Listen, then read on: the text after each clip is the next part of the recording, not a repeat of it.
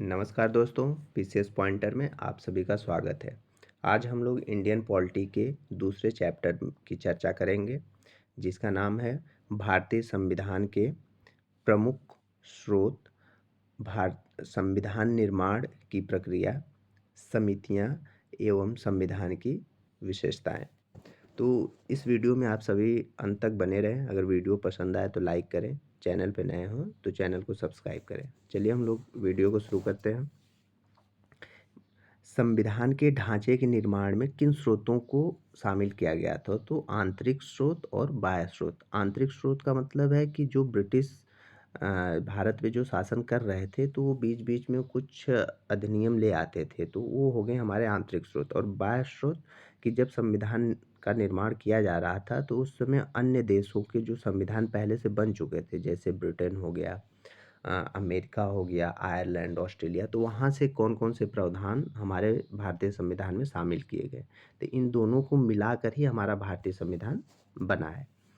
और जो सबसे ज़्यादा जो हमारा भारतीय संविधान है, उसमें सबसे ज़्यादा जो भाग कहाँ से लिया गया है, तो भारत शासन अधिनियम 1935 से लगभग 2/3 जो हिस्सा है वो भारत शासन अधिनियम 1935 को शामिल किया गया है। अब 1935 अधिनियम से क्या प्रमुख चीज़ें शामिल की गई हैं, तो न्यायपालिका की जैसे व्यवस्था है थी उसमें, उसको शामिल किया गया है। अध्यादेश को, कैग को, लोक सेवा आयोग, आपातकाल उपबंध, प्रशासनिक विवरण, राज्यपाल, संघीय व्यवस्था। इन चीज़ों को मुख्यतः भारत शासन अधिनियम 1935 से लिया गया है। अब इसमें विदेशी स्रोत क्या क्या हो जाएंगे, जिसमें से ब्रिटिश संविधान से जो प्रावधान लिए गए हैं उसकी हम लोग बात करते हैं।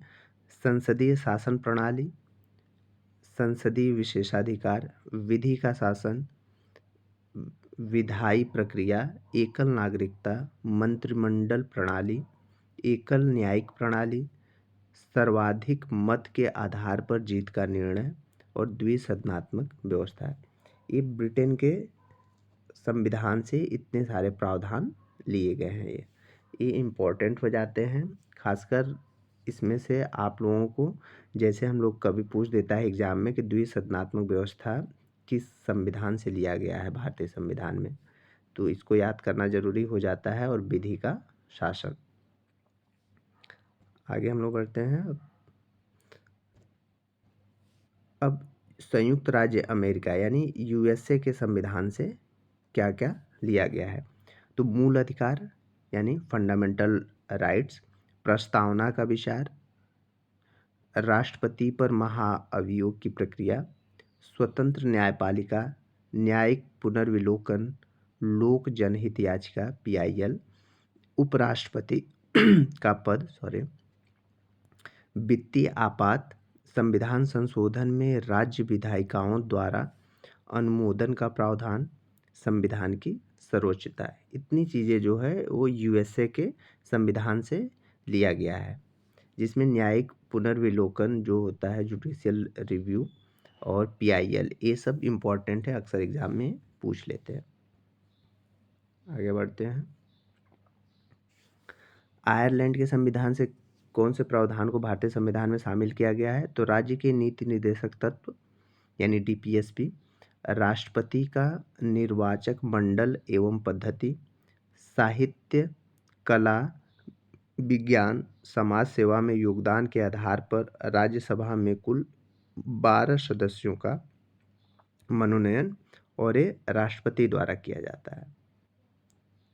राष्ट्रपति द्वारा ये मनोनयन किया जाता है।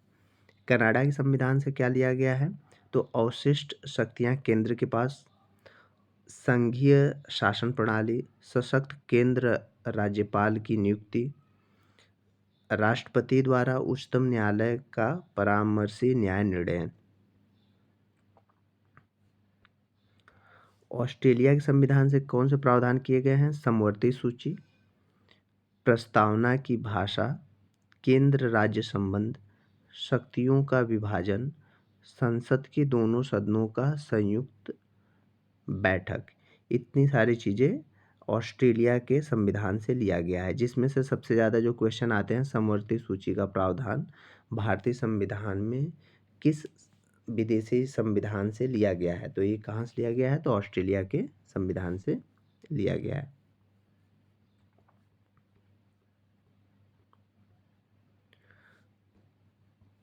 दक्षिण अफ्रीका के संविधान से कौन से प्रावधान लिए गए हैं? तो संविधान संशोधन की प्रक्रिया, राज्य के सदस्यों का निर्वाचन, राज्यसभा के सदस्यों का निर्वाचन। और जो संविधान संशोधन की प्रक्रिया है वो हमारे संविधान के आर्टिकल 368 में लिखा गया है। सोवियत संघ के संविधान से कौन से प्रावधान लिए गए हैं? मूल कर्तव्य यानी फंडामेंटल ड्यूटीज, प्रस्तावना में सामाजिक, आर्थिक, राजनीतिक न्याय का आदर्श। और ये सामाजिक जो सोवियत संघ था, यूएसएसआर जो था, इसमें सामाजिक, आर्थिक और राजनीतिक न्याय के जो आदर्श कब हुए थे? तो यूएसएसआर की 1917 की जो क्रांति हुई थी उसमें ये नवीन विचारों का उद्भव हुआ था, क्योंकि वो एक मार्क्सवादी क्रांति थी जिसमें उस क्रांति का मूल उद्देश्य था कि जो राज्य के संसाधन होंगे उसका समान रूप से सभी में वितरण किया जाए, इसलिए वहाँ पे सामाजिक, आर्थिक और राजनीतिक न्याय की बात सामने आई थी। अब जर्मनी के संविधान से कौन से प्रावधान लिए गए? तो आपातकाल के दौरान मूल अधिकारों का निलंबन, यानी फंडामेंटल जो राइट्स हैं वो आपके सस्पेंड कर दिए जाएंगे जब भी कोई इमरजेंसी लागू होगी। फ्रांस के संविधान से स्वतंत्रता, समानता, बंधुत्व का सिद्धांत और गणतंत्रात्मक व्यवस्था, यानी फ्रांस की जो क्रांति हुई थी 1789 में, उस दौरान स्वतंत्रता, समानता और बंधुत्व जैसे इन नवीन मूल्यों का उद्भव हुआ था, जो कि विश्व के अधिकतर लोकतांत्रिक देशों ने इसको अपनाया। जापान के संविधान से क्या लिया गया है? तो विधि द्वारा स्थापित प्रक्रिया को जापान से लिया गया है। ये भी एग्जाम में अक्सर आता रहता है। भारत और यूएसए दोनों ही देशों में न्यायिक पुनर्विलोकन की व्यवस्था की गई है।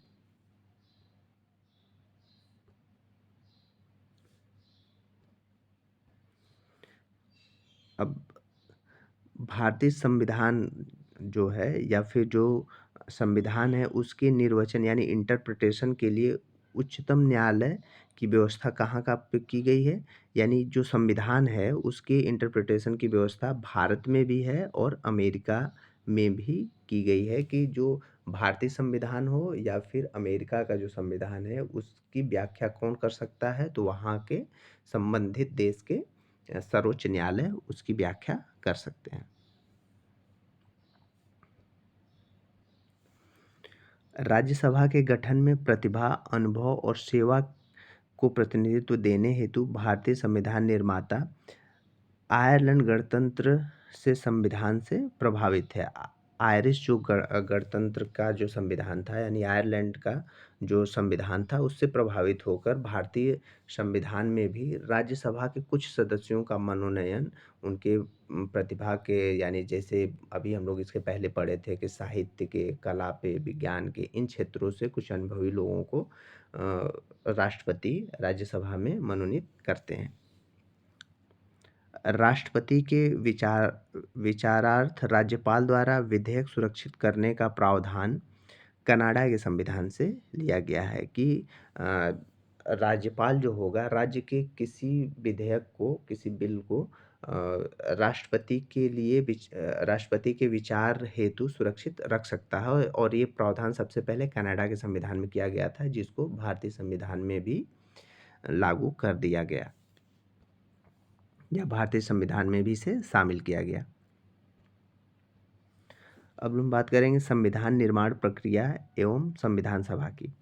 तो जो संविधान सभा का उल्लेख सर्वप्रथम 1922 में महात्मा गांधी जी ने किया था कि भारत में एक संविधान सभा का होना चाहिए। तो इसका उल्लेख सबसे पहले महात्मा गांधी ने 1922 में किया था। फिर उसके बाद संविधान सभा की सर्वप्रथम मांग जो है स्वराज पार्टी द्वारा मई 1934 में रांची में की गई। और एम.एन. रॉय जो कि मानवेंद्र नाथ रॉय संविधान सभा के गठन का विचार प्रस्तुत किया था, तो वो वर्ष 1934 में एम.एन. रॉय जी ने संविधान सभा के गठन का विचार किया था। इसके बाद कांग्रेस ने, जो भारतीय राष्ट्रीय कांग्रेस थी, उसने पहली बार आधिकारिक रूप से संविधान सभा गठन की मांग मई 1935 में की थी। यानी उससे पहले स्वराज पार्टी, अगर ये क्वेश्चन आता है कि किस भारतीय पार्टी ने संविधान सभा के गठन की मांग सबसे पहले की थी, तो वह हो जाएगा स्वराज पार्टी। और पूछेगा कि कांग्रेस ने कब संविधान सभा के गठन की मांग की, तो मई 1935 में। जवाहरलाल नेहरू जी ने 1938 में जो भारतीय संविधान का निर्माण करने हेतु वयस्क मताधिकार का विचार प्रस्तुत किया था। यानी जवाहरलाल नेहरू जी ने बोला कि जो संविधान सभा का निर्माण होगा वो वयस्क मताधिकार के आधार पर किया जाएगा।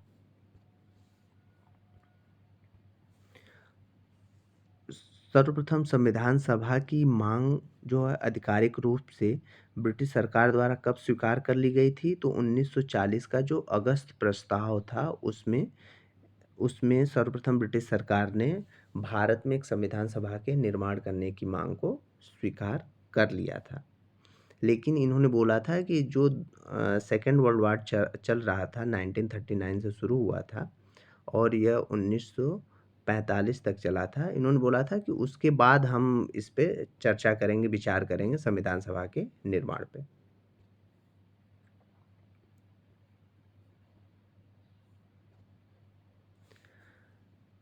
और जो भारत में संविधान सभा का निर्माण कैबिनेट मिशन योजना के अंतर्गत किया गया था, और पाकिस्तान के लिए जो संविधान सभा का निर्माण किया गया था, माउंटबेटन योजना के अंतर्गत किया गया था। और संविधान सभा का गठन कब हुआ था? नवंबर 1946 में संविधान सभा का गठन किया गया था, जिसके तहत संविधान सभा में सदस्यों की कुल संख्या 389 थी, और उसमें से जो ब्रिटिश भारतीय प्रांत थे वहाँ से 292 सदस्य होंगे। देशी रियासतें जो थी उस वहाँ से 93, और प्रमुख आयुक्त के जो प्रांत थे वहाँ से 4 सदस्य संविधान सभा में संविधान सभा के सदस्य होंगे। संविधान सभा के गठन हेतु जो चुनाव कराया गया था वह जुलाई अगस्त 1946 में कराया गया था, और संविधान सभा की प्रथम बैठक 9 दिसंबर 1946 को हुई थी। जो ब्रिटिश भारत के प्रांतों के लिए जो 296 सीटों पे चुनाव हुए थे, उनमें से कांग्रेस को 208 सीटें 208 सीटों पर जीत हासिल हुई, मुस्लिम लीग को 73, और अन्य जो दल थे उनको 15 सीटों पर जीत हासिल हुई थी।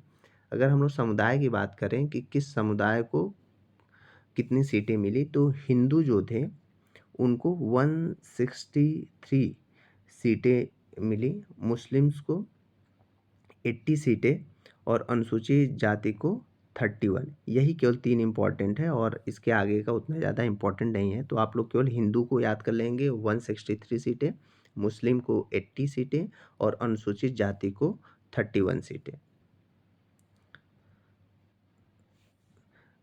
संविधान सभा की जो पहली बैठक में कितने सदस्य उपस्थित हुए थे, तो 211 सदस्य उपस्थित हुए थे। जो पहली बैठक संविधान सभा की जब पहली बैठक हुई थी 9 दिसंबर 1946 को, तो उस समय टोटल 211 सदस्य उपस्थित हुए थे। और संविधान सभा में कितनी महिलाएं थी उस समय? कितनी महिलाएं थी? कुल कितनी महिलाएं थी? तो 15 महिलाएं थी। संविधान सभा में कुल 15 महिलाएं थी।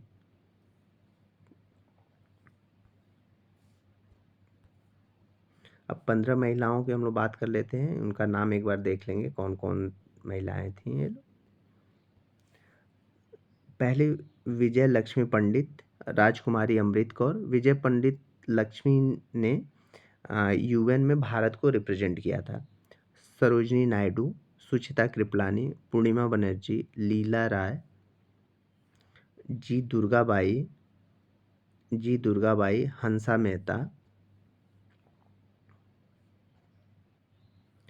कमला चौधरी, रेणुका रे, मालती चौधरी, दक्षयानी वेलायुधन, बेगम एजाज रसूल, एनी मस्करीनी, अम्मू स्वामीनाथन।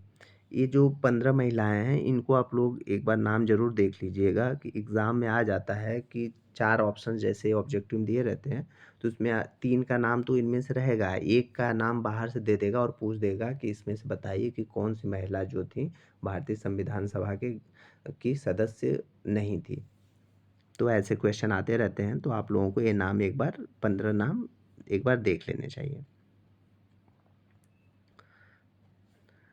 जो संविधान सभा थी उसकी प्रथम बैठक की अध्यक्षता किसने की थी? तो सच्चिदानंद सिन्हा जी ने की थी और ये उस समय संविधान सभा के सबसे वरिष्ठ सदस्य थे।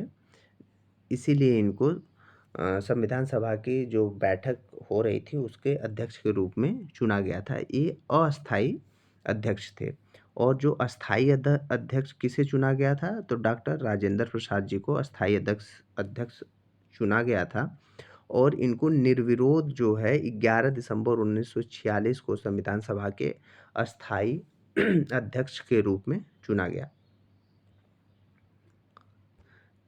संविधान सभा की जो प्रथम बैठक थी जो 9 दिसंबर 1946 को हुई थी, यह संसद भवन के केंद्रीय कक्ष में संपन्न हुई थी और संविधान निर्माण में कितना समय लग गया था? तो 2 वर्ष 11 माह 18 दिन का टोटल समय लगा हुआ था और जो भारतीय संविधान वो पूर्ण रूप से 26 जनवरी 1950 को लागू कर दिया गया।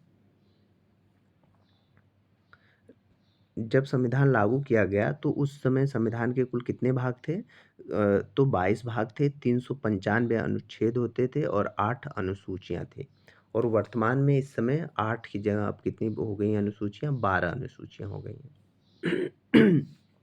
सॉरी। 26 जनवरी 1950 को संविधान लागू होने के समय जो संवैधानिक वस्तु स्थिति थी, संपूर्ण प्रभुत्व संपन्न लोकतंत्रात्मक गणराज्य, यानी जब हमारा संविधान लागू किया गया था तो उस संविधान में संपूर्ण प्रभुत्व यानी सॉवरेंटी और लोकतंत्रात्मक गणराज्य की बात थी।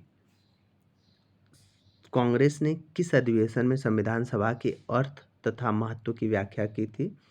तो 1936 का जो लखनऊ अधिवेशन था, इसमें कांग्रेस ने संविधान सभा के अर्थ और महत्व की व्याख्या की थी। जो लखनऊ अधिवेशन था, आप लोग कमेंट करके बता सकते हैं कि इस अधिवेशन की अध्यक्षता कौन कर रहे थे? अध्यक्षता किसने की थी? जो लखनऊ अधिवेशन 1936 में हुआ था, उसकी अध्यक्षता किसके द्वारा की गई थी? संविधान सभा के निर्वाचन की जो पद्धति थी, यानी संविधान सभा के जो सदस्यों का निर्वाचन हुआ था, वो अप्रत्यक्ष निर्वाचन के माध्यम से यानी इनडायरेक्ट इलेक्शन के माध्यम से सदस्यों का चुनाव किया गया था। संविधान सभा के संवैधानिक सलाहकार कौन थे? संवैधानिक सलाहकार थे B N Rao ji. B N Rao ji इसके संविधान सभा के संवैधानिक सलाहकार थे। तो इस वीडियो में इतना ही दोस्तों। Thank you so much for watching this video.